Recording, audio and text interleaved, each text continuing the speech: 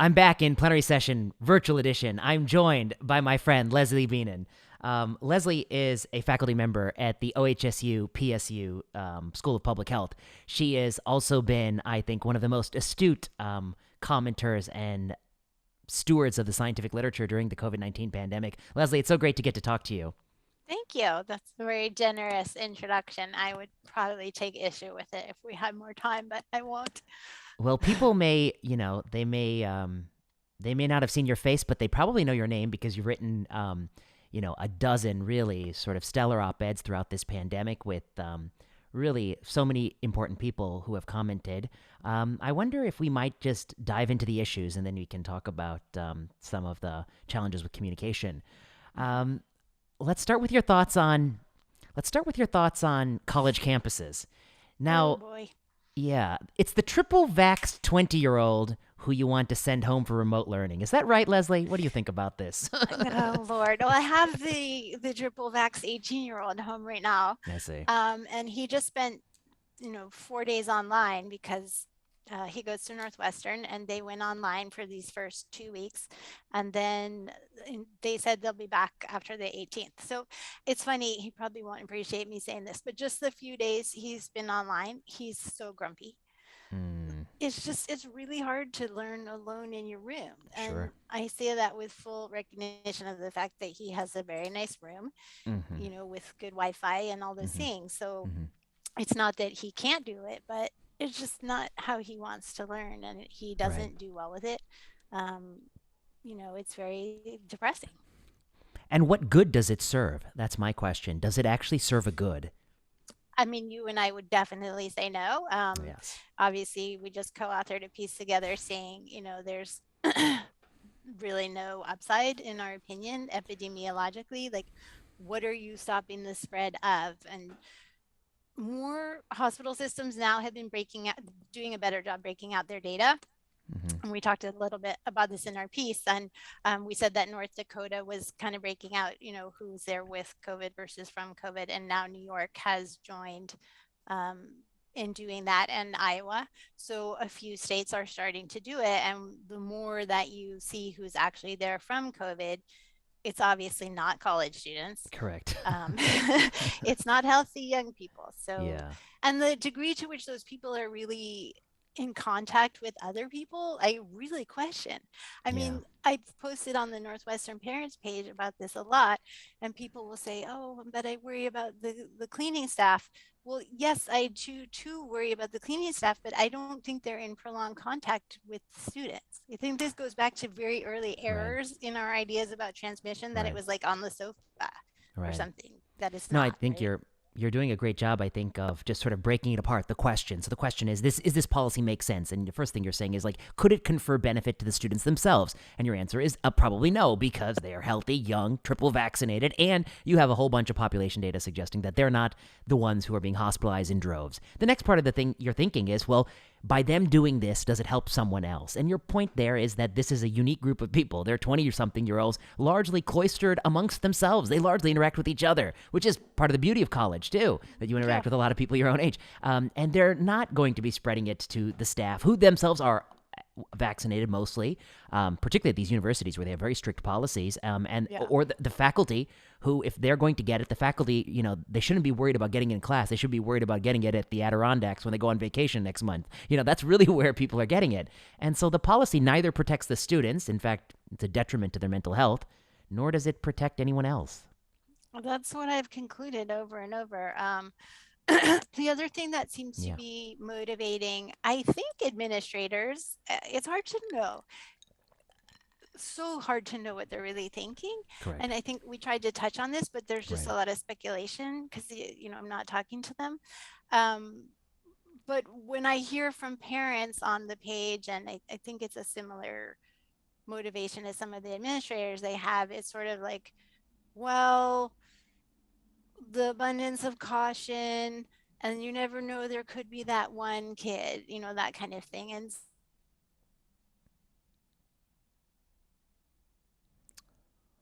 The internet just paused a second. I'm going to put, oh no. can't really deal with that one person's unique situation. right? Like that's personal health. And that person should take all the precautions they need, but we can't impose that on a population. I don't I think. think that's an important point, which is that I mean, I certainly don't think. I mean, there is always someone who's going to be the most immunocompromised person in a society, but and you can ask things of others. I mean, to protect that person, but what you can't ask is that every single person sit in their house all day to protect that person. I think that's too Correct. much. Right? And we never did that, right? I mean, there are Yeah. always that unfortunate student with lymphoma who was getting cancer treatment or whatever. And I would have hoped that they would be very, very careful. Perhaps they would take the semester off. Perhaps they're wearing masks. I don't know. But right, we did not impose that on 8,000 other people.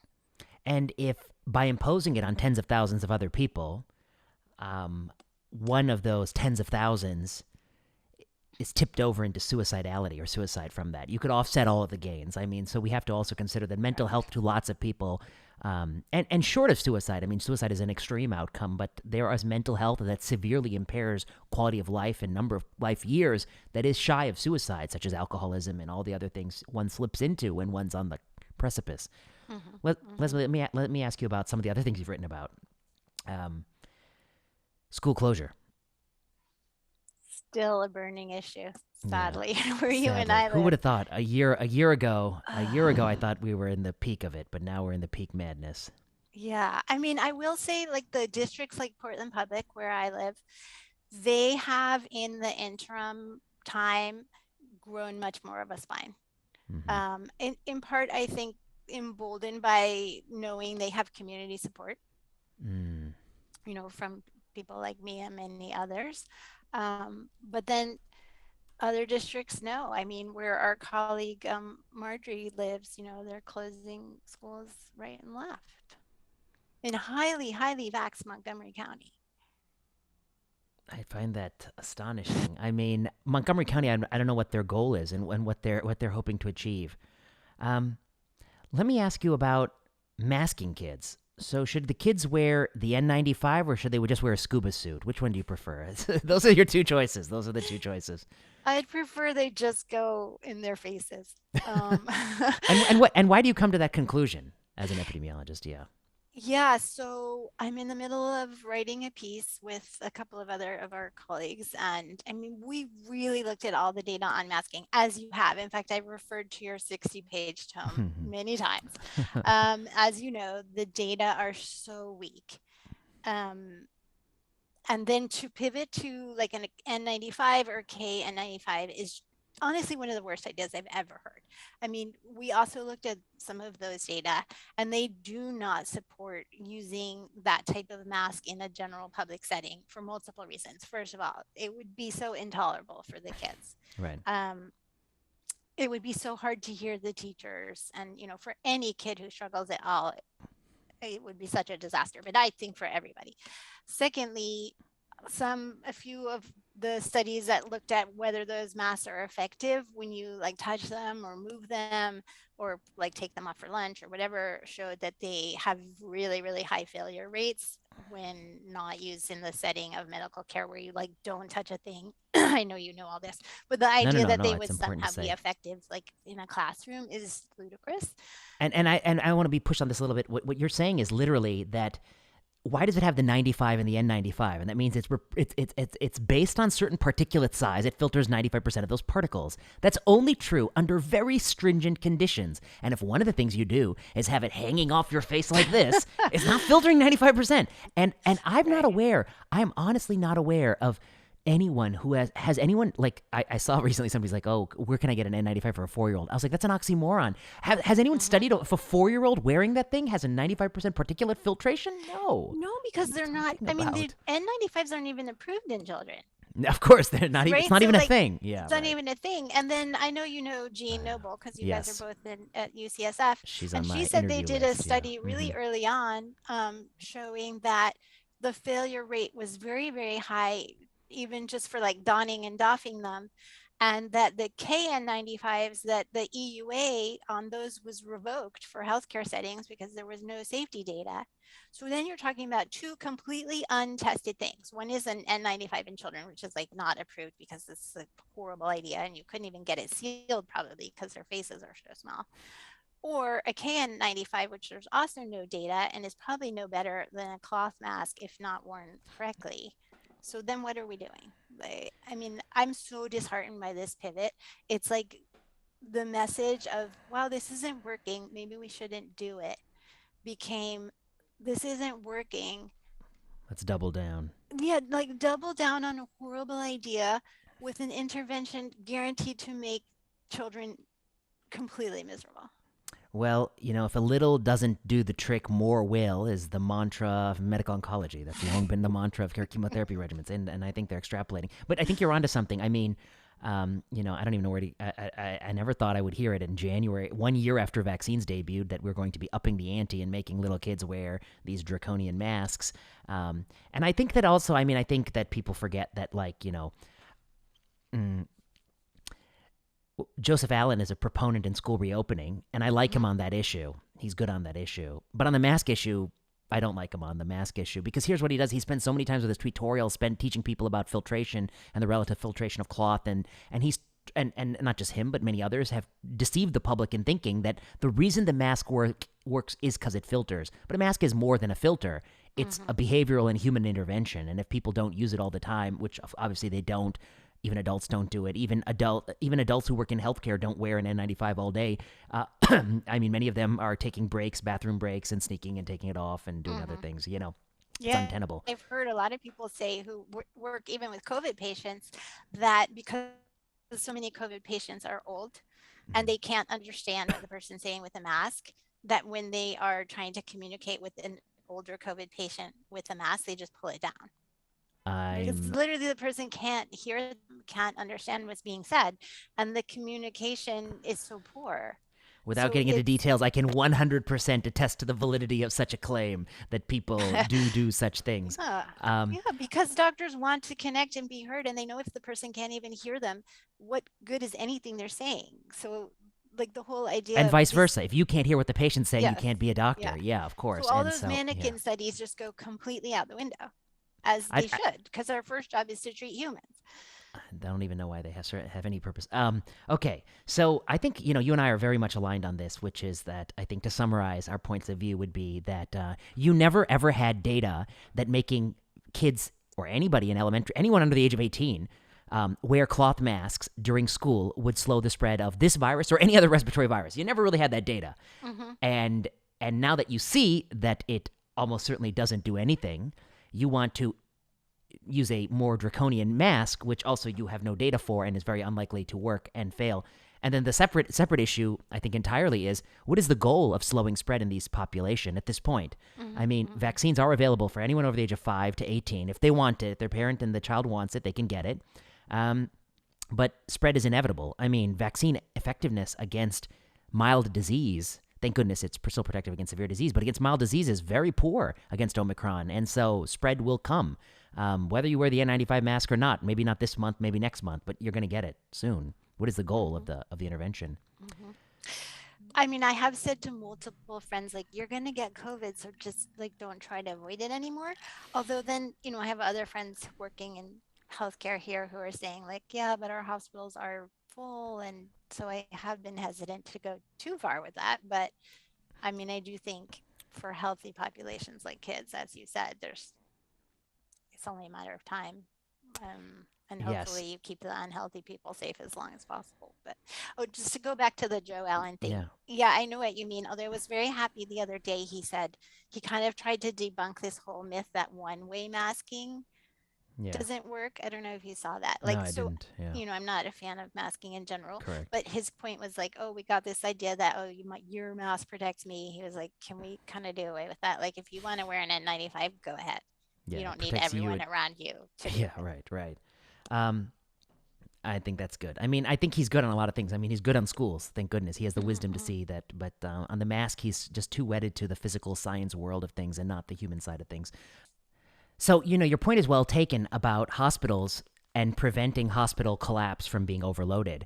But I have a few thoughts. One, we are now 2 years into this. Hospitals should have invested, and they did invest. They had billions of dollars in money to invest in having the infrastructure to expand capacity. Two, many of their own vaccine mandates have hindered their own workforce. some of the people who worked at these hospitals have been infected. They did not want to be vaccinated. Sometimes it's better to have an unvaccinated healthcare worker than no one at all.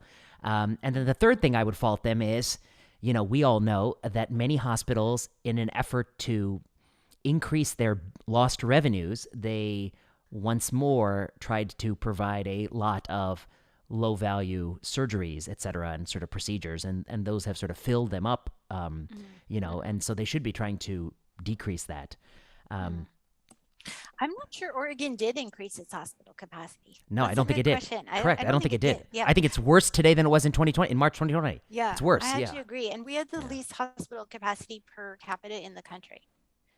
And I mean, you lived here, Oregon's a very funny state. Like, we have a lot of people who chose not to vaccinate because outside of Portland, it's not a Democratic stronghold.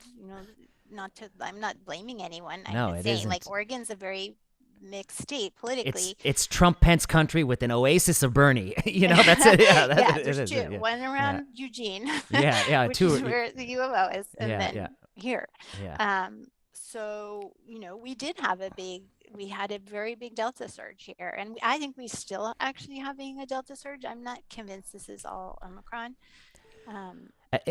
Yes, I agree with you, particularly for people who are being hospitalized. If it's hospitalizing a lot of people, it may not be Omicron. Ironically, travel bans and these kinds of things to slow Omicron spread might have hurt you because it's better to have Omicron outcompete Delta, potentially. Absolutely. Yeah. Yeah. And my friend she's a frontline healthcare worker, very, very tired and fed up. She was saying that right now they are totally swamped. She thought in part because everyone got together over the holidays and they saw the grandparents and they realized that for 2 years, the grandparents have been basically like festering without care. Right. And so they were like, oh my God, you're not in good health. I see. And started. It's not necessarily COVID, but some of them I'm sure got COVID. So yeah, they're really, strapped. And then everything gets transferred to Portland, right? Of course. Because those hospitals I know have the feeling. The capacity. Yeah. So yeah, I mean, Portland hospitalizations are definitely up. So I think, these are some of the things I want to talk to you about. College campuses, absurd, masking kids, boosters. What are we doing with boosters? Why are we, if you have a 12-year-old boy in front of you and this boy has had 2 doses of the vaccine, and you were telling them about a booster, what can you tell them? What is the reason to do it? Let's say healthy 12-year-old boy. I think medically there's zero reason. The problem around here is that they'll be shut out of stuff. Yes, of course. Because, the schools and the sports will say they're not fully vaccinated.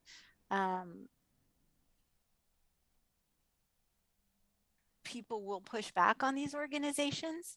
But unfortunately, I don't think a lot of people have the data at their fingertips. And then, as you know, like around, this is such an Oregon thing. People don't like friction here, in my opinion. I'm from the East Coast. Like, they don't like to push back. It's very like go along to get along. Yeah. And so they get some ridiculous email from their soccer club or whatever saying like, we're requiring everyone to have boosters. And if everyone just said, no, this is bullcrap and we're not doing it, the club would back down, right? Like, you are the paying customer. But they don't. People don't push back. And so everyone sort of does it. And that snowball effect makes it hard to be the lone person who's like not doing it. Yeah. So. And I think you're right. That's the reason why people do it. I mean, they're creating a compulsory system that serves no broader purpose and may not be in the interests of the child's health. They just don't know. I mean, they've not run the right studies. And, people keep saying, well, boosters decrease hospitalization. I was like, have you looked at that data? That's for older people. Yes, older people. There's no power for 12-year-olds in your observational data set. There's no, and in fact, the authors themselves admit that the data is sparse at those ages. Yeah. They don't know. I saw Tracy Hogue tweeted some data showing that boosted people have more Omicron. I'm not sure if it was Omicron, but had more, just positive tests. I don't really know whether they sampled them. I don't think they did, but I mean, that was surprising to me. I guess not shocking because I think. Say that last part again. It cut out a little bit. Yeah, Tracy was showing. Oh, Tracy, yeah, Tracy Hogue tweeted some data that I think showed that people in Denmark who had boosted had higher test positivity. Hmm. So I'm sure there's so many confounders, like maybe the people who chose to boost also test all the time. I don't know exactly what that means, but it didn't seem like it was preventing anything. Yeah, so I think the possibilities are people who boosted change their behavior, people who boosted test all the time, or there's something biologic we haven't yet put our fingers on. So those are the three possibilities. Yeah. But it's not. It's certainly not the case that it's a clear and substantive reduction. And the other thing about Omicron is, vaccine effectiveness. It's not the same thing for all the things. For asymptomatic, which we don't know, for mild disease where it's poor, and for severe disease where it still may retain, its value. And going from 2 to 3 for mild disease is very incremental, marginal, and may even be transient. So the value of that is kind of delusional. But Leslie, I listened to the HIP meeting yesterday, and there was nobody asking tough questions. There was nobody really. It was problematic. Oh, that's so depressing. What's Yeah. happened? People's brains are broken. Yes, that I do agree. They're deeply broken. I think because many people they themselves are afraid. That's one. Two, I think I hate to say it, we were in a better situation when the person in the White House was of a different political party than all of the academics in medicine. Then there was some sort of natural checks and balance on power. The people on Twitter who are at universities would push back if the president said something erroneous. But when you have the people on Twitter and the person in the White House literally coordinating, there's a political study that's saying that they are having conversations with some big people on Twitter, having coordinated statements.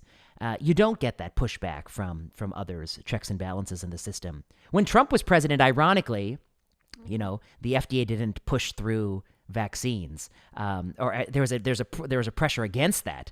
In fact, they actually changed the number of events they were going to look at from the study to try to delay it. Now with Interesting.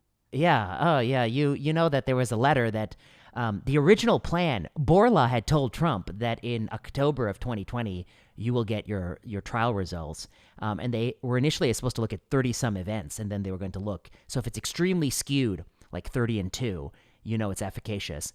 But then there was a push in their letter signed by a number of people that said you need to delay. Until after the election. So they changed it to like 90 some events, which would guarantee they wouldn't get the results. But that delay was costly. I think literally many lives will have been lost. And someday history will go back and look at this letter as problematic. Do you think that was more about getting it out on Biden's watch, though, than that they were actually interested in the data? Oh, of course. Yes. No, 100%. The goal was not to let him have a victory before the election because he had to go. That's how they felt. And, they may justify it that they may even say that had he been in office, more people would have perished. Therefore, it was better to delay the vaccine, even if some people perished in the short term. They may justify it that way. I don't know. I didn't sign such a letter. I think it's ridiculous. The way these things are, I think the reason it's so ridiculous is that this is a mathematical property. So, like, as you look with fewer events, they have to be more extremely deranged to halt the study, the O'Brien-Fleming stopping boundary. And so it's literally mathematically designed that it would be equally persuasive whether you looked at 30 events with it's more skewed or 90 events where it's slightly less skewed. It's mathematically the same. So it doesn't have any medical or scientific basis. It can only be some political motive. Well, at least one. Yeah, that's too bad. I think if whoever was making that decision would have let Trump take a win, that our vaccination rates would be a lot higher. I agree. I actually think that we would have been like elite, well-educated liberals would have always done it because it is a wise thing to do for an adult. But his side is the side you wanted to win. And if you had given him more credit and called it the Trump vaccine or something like that, then they would have done it. But now he found himself in a tricky situation. I saw he himself was pushing it, and he got booed at his own event. I saw that. I saw that. Well, good for him. I'm not I'm certainly no Trump fan, but like, as you, I'm sure have. As I would guess, yes. Yeah. As I would guess, yeah. Okay, good. If he's willing to promote it, I'm all for it. One of the things I would like to write about at some point, although it's such a morass, is the degree to which our decades of disinvestment in rural healthcare led to this situation. Right. It is appalling. lack of investment in rural health systems that has happened. And I get some of it's economics, but it's also something else. I don't know what. But I looked for one piece I was thinking about writing at the number of health systems that have closed in the Hmm. last 20 years, and Yes, and where almost they're all of them located. are in rural. Yes. Yeah. I mean, that's population shifts too, but it's also, I don't know.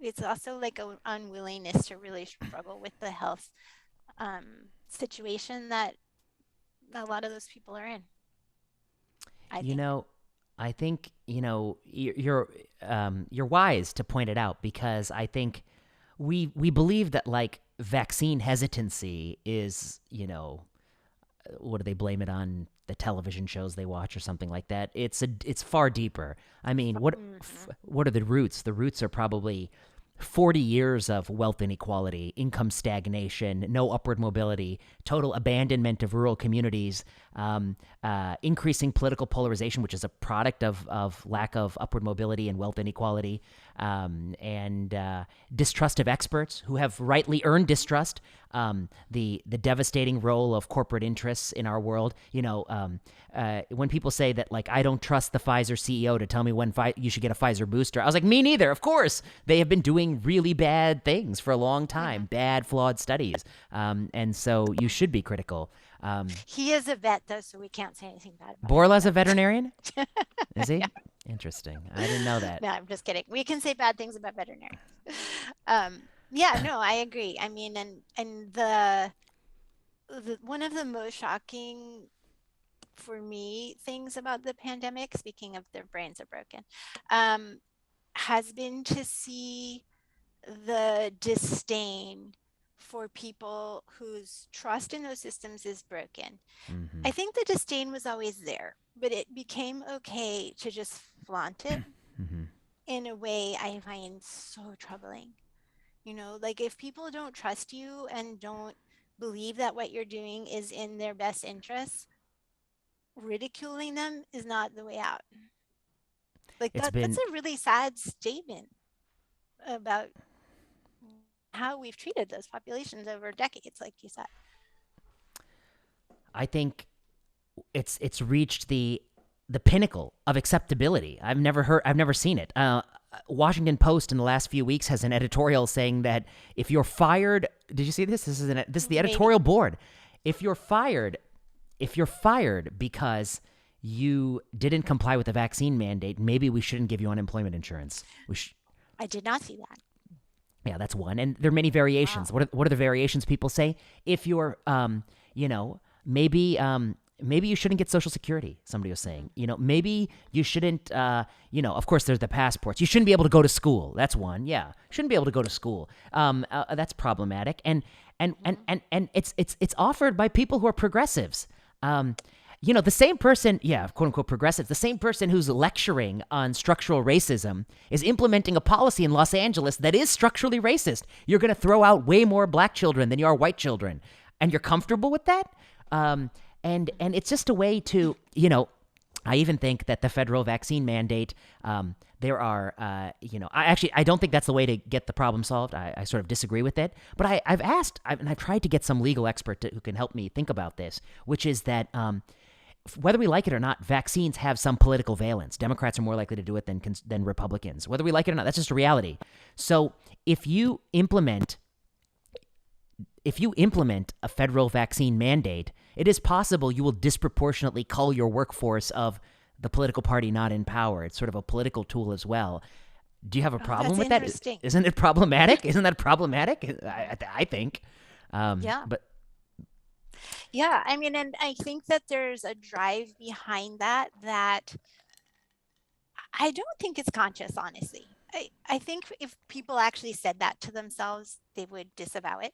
But there's this desire to be surrounded by people like yourself, the whole echo chamber on Twitter, and that diversity, having diversity of thought in the workplace isn't really desired. I don't know. I find it bizarre. Like, it's just so boring, amongst other reasons that is problematic, but it's honestly so dull. I I can't agree. I can't understand it as a way to live. And I think that I've listened to a lot of podcasts recently on, like tech, what is our tech doing to us? And that being described as this like flattening effect. And because so much of what you experience on the internet is so similar and then it's so curated, right? Like Netflix knows what you want to see and they suggest it to you. There's very little serendipity because of algorithms. So you're constantly fed things that you already like or already are familiar with.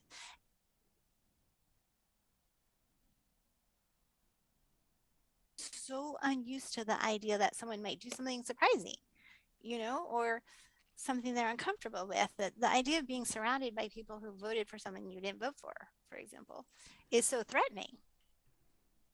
It's so interesting. I think you're drawing a connection that in these other walks of life, such as entertainment or movies or books, you are now getting a higher percentage of things that are right in your niche. And Exactly. and as a result, you may extrapolate that to political ideas and even medical ideas that you want to just Mm-hmm. hear things that dovetail with your pre-existing beliefs. That's interesting. I haven't thought Mm-hmm. about that. Mm-hmm.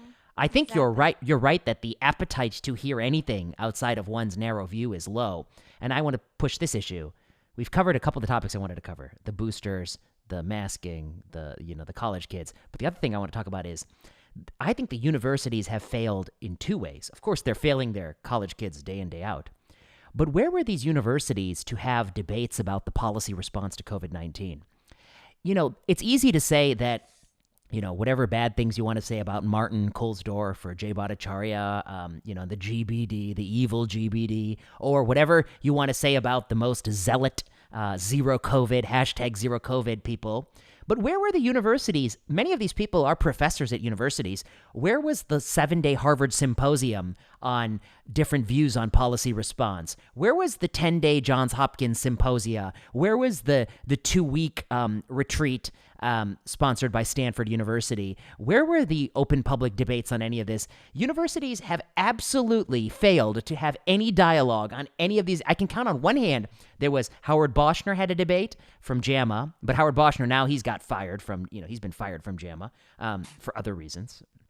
A whole nother conversation. Stefan Baral had a debate at Hopkins. That's it. That's That's it. it. That's Yeah. it. No, there's nothing where I am. And this it is interesting, and I think it's a reflection of also like what happens in the classroom. So, I teach. And one thing that I worry about a lot is that the conversation that happens amongst the faculty assumes a like-mindedness amongst the students. And there's a complete acceptance of the idea that like we should be pushing progressive ideology, what we want is to turn out liberal progressives, blah blah blah. But I know from talking to my students, a lot of them don't feel that way. There are a lot of rural Oregonians. There are, as you know, many conservative Latinos. Like these are not givens, right? I mean, there are many students, Latino students, young people who grew up in conservative households. Right. But they don't say anything in class, I think, if they disagree. Maybe a couple. I can think of a few, but I don't think they speak up much when the sort of liberal ideology is advanced as like the way to think. But what I think, there's something happens that is like equivalent to how we ended up with Trump, right? Like when people were polled, they said they wouldn't vote for him, but they did. Of course. And there's a name for that, the spiral of silence. That is when people won't say what they think, but inside they're disagreeing. And then, when they're alone in their ballot, whatever, they do what they really believe. And I do worry that that's happening on university campuses. Not that it would be a bad thing if people had different views, but because it's so squelched, that it's going to take an ugly form. And I think that, it's squelched everywhere. It's squelched in the conversation around COVID, about how COVID policies are hurting people. It's politically, it's just, I fear the spiral of silence in many ways, just No, because I it, think it you're distorts, when you can't, because there's anger associated with being squelched rather than healthy conversation. I think you're spot on. And I've heard other people call this, you call it spiral of silence. I've heard other people call it preference falsification. Yeah, Yeah. right. I didn't Where, come up with that term. no, but I mean, both are, I think, apt terms, which is that, you know, if you, if you looked at Twitter right now, you would think 99.99% of medical doctors and PhDs think 4-year-olds should be masked in preschool. You would think that, but I don't think that's the real percentage who think that. And I know because I know that, because I know, and you and I both know, because we've looked at all the data, that the data is terrible. And I know that some people aren't always smart all the time, but not all those people are dumb. A lot of these people are smart enough to know the data's not that good. They know the data's not that good because they can read data the way I can read data, but they are scared, very scared to say that because that, they believe, will run counter to the mob rule. That's just the issue of masking. I think that's true on the issue of college campuses. I can't believe, as you can't believe, that the most college professors actually think that this makes sense. I mean, you only have to use your eyes and look at college students and then look one block off campus to see there's something that doesn't add up. And yet they go along with it. I think the difference, between, when I was growing up in the 80s and 90s and today is that, Z-Dog MD made this point on one of our shows together was, he apparently was at Berkeley with, what's his name, Peter Duisberg, a biologist who actually questioned if HIV was the cause of AIDS. And of course, that's ludicrous. I mean, HIV clearly is the key culprit in the development of the acquired immunodeficiency syndrome. So he was obviously wrong. But even though he was saying something that was so wrong, Zubin was taking classes with this guy, and on a day-to-day basis, nobody really brought that up or really thought much about it. They allowed him to be grievously wrong. But now, let's say, he was teaching a class and his point of view was that college kids shouldn't have these restrictions. He might be demonized on a day-to-day basis for that, which is right, And so, like, the window of what we will tolerate in terms of ideas has really dramatically shrunk. I think you're right. Yeah, and you should be scared because the vengeance is swift and terrible. Yeah. So I'll give another example where I think it's going to manifest, which is that there are some policies where the goal is to build a more diverse or inclusive society, where the policy itself is slightly, I think, misguided. It's not exactly the way you want it to be, but the goal is still laudable. The diverse society is really laudable. But when you have that policy that's slightly wrong, even with a good goal, a lot of people are going to get resentful of the policy, and some will become resentful of the goal. And so what will happen someday is there'll be a backlash against the goal itself, and it can really be devastating backlash. And you don't want that to happen. So that's why, you got to make sure the papers are tight and the policy is sound. And so I do worry about that, yeah. And you've talked a lot about that, about, vaccination mandates. Yeah. Like, is this going to turn people against vaccination, just in general, like childhood vaccination? And I do think that's a very real risk. And my friend he's the county public health officer in Marin, he's done a lot of work on vaccine hesitancy before COVID and was very successful at moving the needle against, to raise vaccination rates. And I mean, it took them years and years and years to inch them up, because you do really have to win people's trust and not tell them they're stupid and, act like they're fools for making the decisions that they're making, and they were successful. But I do worry that just the past 2 years of basically, kind of spitting on people making those different decisions is going to erode it all, not just in Marin, but I mean everywhere. I think another example that makes me think like that is like booster mandates. Like, you can have all the booster mandates for 18 to 64-year-old people who are working, by the way, not the highest risk as older people who are not working. And some fraction of those people who are subject to booster mandates are going to say, I'm never going to vote for the people who forced me to get this shot. And what that might mean is that, people on our side of the political spectrum, left of center people, we may have been able to win an election 10 years from now where we would have passed some sweeping reform that would have added a lot of life years to people's lives. But now we're not going to be able to win that election. We're not going to be able to pass that reform. And what did we do it for? To make sure some 22-year-old guy in IT got a booster, which is really not that important in the grand scheme of things. So we lost the political capital in the future for something that was quite trivial today. And I think people don't see that. They see some people, I think, relish that making that person get a booster is a way to punish your political enemy. You didn't, I'll show you, I'll give you the booster, whether you want it or not. I have that power now, huh? Yeah. Well, that's not a good way to Yeah. think. It's going to bite us. Don't you think if there's one trait that defines humans like since the dawn of time is that they can't think long term? I think that's a common. I think I that mean, some can, but it's really a struggle. yeah, I think you're onto something. Like the blind spots we always have are prioritizing short-term things over long-term things. Immediate gratification. Immediate gratification. That's one. Two, harms you see versus harms you don't see, like the schools. You have got the ticker counter of kids in school. That's another sort of classic cognitive bias. Everything that you measure matters and things you can't measure don't matter. The McNamara fallacy. We have all those things. The third fallacy, the classic fallacy, how can I forget? Failing to act is always worse than acting, So it's better to do something stupid than not do anything at all, when sometimes not doing anything at all is the best strategy. And that's been true largely of COVID-19, I think. And then the idea that human beings are so omnipotent and we can change the world if we just behave differently in the face of Mother Nature. I think it's really true. What are the other topics that I really want to get you on the record on? What are the other things you've written your op-eds on? There've been so many. I mean, counting cases, that's one. Counting cases versus hospitalizations. Let's talk about cases and testing. Piece with Monica. I feel like that kind of took off, which was great. Yeah.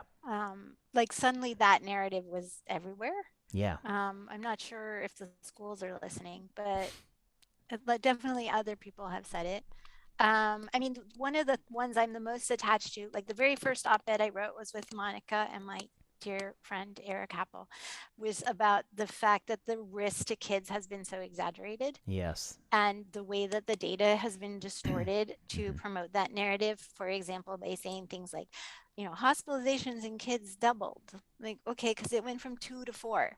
Yeah, per 100,000 or per million or something, right? Something like, a huge denominator, right? Yeah, and then our piece in Persuasion that I did with Tracy and Eric was kind of similar. It was but wait, before you get to that, Leslie, there's one more way they say it that's even worse, which is that of all the people hospitalized, a larger fraction are children than before. And it's like, we talked about that. Oh God, that's so stupid because you've given the vaccine to all the adults, they're dropping, and now of course it's going to be larger, but it's the exact same number. Oh God, okay. Especially when kids weren't authorized for yes, the of vaccine, course, that was when they loved to say it. Yes, when adults had gotten the vaccine and adult rates plummeted, but kids hadn't yet, so they were just flat, but they were still way low. And then they said, as a fraction of all the hospitalizations, they're higher. Yeah. Fear mongering. That's one that CNN loves, just.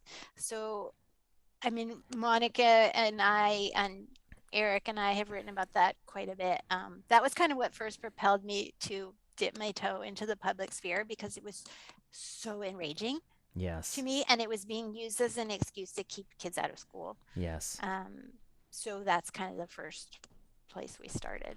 And then what about the persuasion piece? What was that piece? That was called How to Fix America's Broken Relationship with COVID Math. So it was like 4 math errors that are distorting our perception of COVID risk. So one is like using percentages instead of raw numbers. We talked about Simpson's paradox, right? When, of course. You're comparing non-comparable denominators. That was a fun one to write. That was in Persuasion. And like you're in science. I mean, American innumeracy has been a problem for a long time. And now it's like the pigeons or chickens or whatever they're called have come home to roost, like with our innumeracy, because I do think a lot of people just kind of don't get the whole concept of a denominator. But I think in addition to average people, it's also plagues a lot of people who are commenting on the policy. A lot of people are not very good at thinking about low and infrequent event rates. Like it's easy, like they say things like, dose 3 myocarditis for a 15-year-old boy is only 1 in 12,000 in Israeli data. That's where it is right now. And they say, so, it's worth it to get vaccinated. I say, what's the absolute risk reduction between dose 2 and dose 3 on hospitalization for a 15-year-old boy who's healthy, by the way? Is it in that ballpark? Can you even tell me what ballpark it is? I can tell you the ballpark, and it ain't that ballpark. It's a different ballpark. So innumeracy is, like, if you're going to weigh these things, you got to put the things on the other side of the scale. I think you're right that a lot of these have been distortions. The kids has been bad because we're punishing kids over and over again. And those were important pieces. And so all your dipping the toe in the water is all 2021? No, I started in 2020. Mm-hmm. Is that true? Yeah, I think my first piece, gosh, I can't remember. Maybe it was early 2021. Yeah. I wrote to Monica Gandhi like out of the blue because, Mm-hmm. Monica was publishing everywhere and said, would you co-author this piece on how kids' risk is being distorted? And we were looking at Michigan data. Remember that big Yes. surge in Michigan? You're from Yes. Michigan, right? I did college there. I'm not far away. I'm across the border in Indiana. Oh, Indiana. Okay. Yeah. Um, so there was a big surge in Michigan, and everywhere we looked in the media, it was like Michigan kids hospital rates soaring and all this stuff. And there was a rise, but it was Yeah. pretty small. And then I think Missouri was the other one. There I was like see. 2 big surges in the Midwest, and there was a lot of talk about kids. So that's kind of where we started. And since then, it's been, I always appreciate your papers because you're probably like one of the people I agree with most, in this whole Thank you. pandemic. Ditto. Yeah. Well, that's why I reached out to you like in the very beginning, Uh, right? I was like, who's talking about this? Who's making any sense? You and I knew about you because you read my book. I Yeah. had read Ending Medical Reversal way back when, and I actually teach a big chunk of it to my class. Oh, really? Yeah, I teach a class on kind of understanding evidence for interventions. And it's That really fun because we talk a lot about like the bias that you bring to, not you, but like as no, a no. patient, kind of wanting to think that interventions work, for example, right? Which is a bias that a lot of doctors have too, that where doctors kind of want to act like the thing they're doing has no downside. So we look at a lot of evidence, and so I use your book. No, That's why thank I you so really much. like it. Yeah. Well, that's also why I feel like, we've only spoken a few times, but I also feel like I feel very close. I feel like we know each other very well because, like, you're one of the few people who sees that, at least the way I think about COVID-19, it's not different than the way I would think about other issues. That's what I think people get wrong. They're like, oh, why is he thinking about this so differently? It's the exact same thinking that underlies all the work we were doing before and the work now. And people don't see it because they don't read the book. It's a Yeah, cult I mean, classic. for you, it's absolutely consistent with what you've always Yeah. said, right? Yeah. Like, evaluating the downsides of any intervention, sort of getting away from this bias that things should work, or the Yeah. idea that we Just because want it things to might work. want, yeah. Yeah. Pathophysiology is insufficient. You need empirical studies.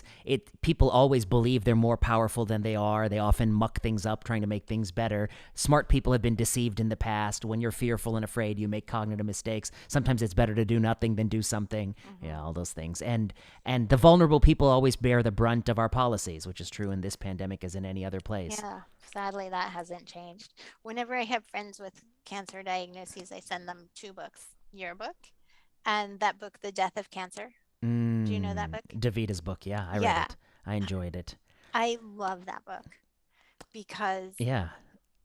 I don't know, just like the personal lessons of that book about kind of fighting and finding interventions and how the Yeah. system is not your friend, I think are really important if you have a cancer diagnosis. Not that the doctors aren't trying to help you, but like there's this whole system kind of in place behind that that's very hard to get a handle on as a patient. I love that book too, and I think and when you send in my cancer book, you mean you send Malignant, not Ending Medical Reversal? No, I send them Ending Medical Reversal Oh, because Reversal. it's like Okay. a tutorial on how to look Okay. at studies, right? Okay. Because Yeah, I everyone agree. wants to go look at a study I see. to Oh, understand, yeah. like, is this study Oh, going yeah. to benefit me? Okay. And Oh, good. and I Okay. think Wow. that book is like a great primer to do that. Oh, thanks. Primer, however you pronounce that word. Yeah. I like Davita's book for different. I mean, this is why I like Davita's book. Is like, I don't know. He. It's one lifespan, but from when he started in oncology to where we are today is like a world of difference. And the way he talked about what it was like in the 60s and 70s and they were literally experimenting with things they had dreamt up the night before with like very little safeguards. They got lucky. They cured a couple things, but they caused great misery along the way. And his attitude, I think, is interesting. It's a bygone attitude. Like the last people with his attitude will be dead soon. And, it's not an attitude I fully share, but it's an attitude I appreciate and I wish is still around in the world. But it's going to be extinguished very soon. It's no He longer also compatible. called Yeah. out a lot of mediocrity, Yes. which I really appreciate. That probably was not easy to do. I think he got to a point in his career where he's like, I'm just gonna say some shit now. Like I don't care if people are mad. Well, we've gone a little further from what wanted to say, Sorry. but no. But I want to make a point here on this. I mean, I don't know how many people believe anymore what he believed, which is like one of the goals in your career is to make yourself better. I never hear anyone say that anymore. I say That's so like, interesting. like I never, 20, 30 years ago, when you wanted to start as a researcher, people would be like, how do I make myself better? I want to read the paper better. I want to do this better. I want to do that. I want to be a better doctor. I want to be better than I was yesterday. Now it's always like, well, how can I get followers? How can I get the publication without skipping the key step, which is improving yourself? I'd never hear it. And DeVito was all about that. He hated mediocrity. He hated that guy who wanted to add his name to publications. He loathed that person. Now adding people's names to publications, that's what everyone's doing. Yeah, I'm closer to that's a DeVito. good point. Yeah. Have you read Sally Satel's book called One Nation No, Under not yet. Therapism? Is it good? Yeah. So good. Okay. It's so good. It's gonna like blow your mind because Okay. it's all about how in education particularly, but I think it's true everywhere, we divorced the idea of achievement from self-esteem. And she said like that's a terrible idea because it just produces insecurity for one thing. And then when self-esteem is treated as this thing that just exists outside of what you do, is meaningless, right? Like Correct.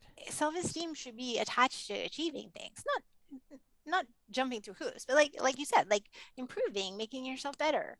And so I think those things are related because now there's this bubble of people who grew up under that education model, which really started in the 70s and became Dominant in the 80s. Yeah, culturally.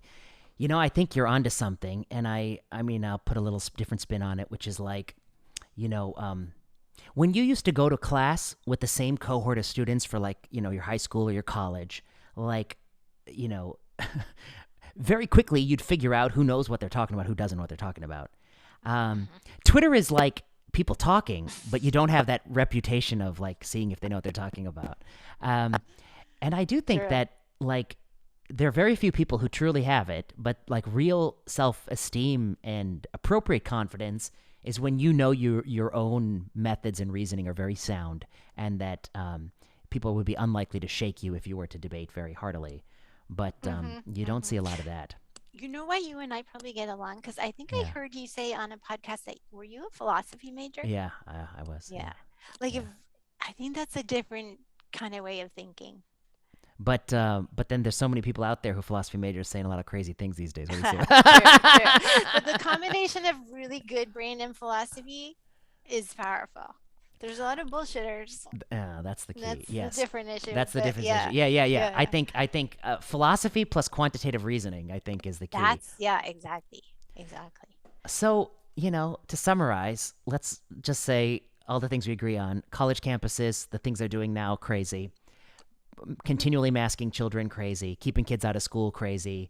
Escalating to N95s when your other mask doesn't work, crazy. Most crazy of all. Most crazy of all, I agree. Pushing boosters on very young people doesn't make a lot of sense. Pushing boosters on people who've had Omicron and just recovered, there's no safety data. I don't even know what they're doing. Why aren't colleges worried about lawsuits? I think the vaccine legislation indemnifies you from any litigation around. I mean, certainly for vaccines. Like if you made someone boost and they had something bad happen to them, I think you're indemnified. You can't be litigated for that. Oh, okay. Total Well, indemnification. That explains Yeah. why they're not worried.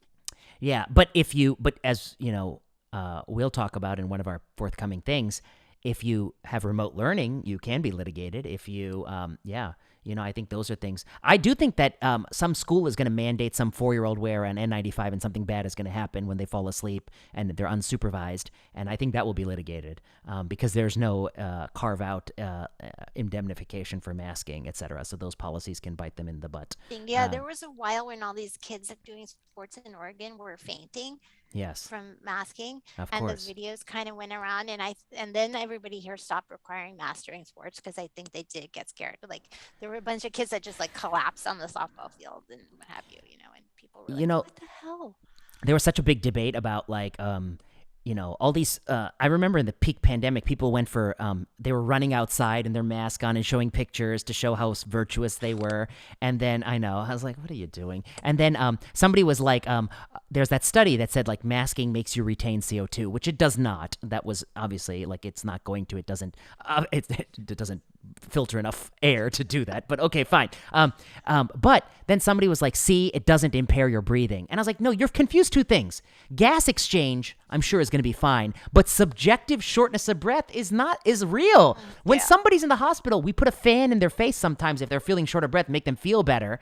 Similarly, I had to carry a box of books up 4 flights of stairs wearing one of these things in the summertime, and I was choking on it. It was like sucking into my mouth, and I was you can tell because it goes in. It goes into your mouth. Friction is like impeding airflow, right? That's why it goes like up it's like against your sucking face. into my mouth. And I was like, this is stupid. I'm not helping anybody. I'm just struggling alone in this staircase carrying these books. This ridiculous policy.